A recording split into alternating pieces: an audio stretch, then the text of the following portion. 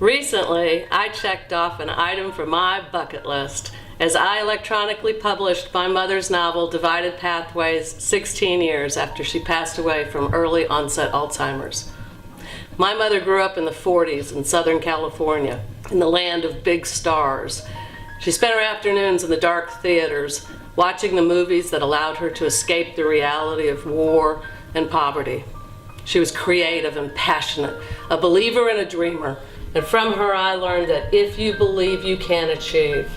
When she was finished raising her children and dealing with the blows that life dealt her, she sat down to a typewriter and wrote Divided Pathways. She finished her first draft before the first signs of early onset Alzheimer's began to show. Over the next 4 years, I watched this insidious disease take my mother away from me with rapid savagery. In a rare moment of lucidity, she asked me about Divided Pathways, and I made her a promise that I would finish it and try to get it published. When Charlene Schaefer passed away in 1995, she was only 59 years old. I went to work on my promise. I finished the book and tried as I might to publish it. It was not to be. So I put it on the shelf, determined to come back at it when I retired. Then I heard an interview about e-publishing. I ran home, I got the book off the shelf, and I successfully electronically published Divided Pathways under the author's name of C.M. Schaefer. Set in the beautiful North Carolina mountains that my mom loved so much, Divided Pathways opens in the late 1800s as Quentin Diamond is building his majestic estate for his young wife and their son, John Paul. Quentin built Tranquilities with many bedrooms that he and Margaret would never need.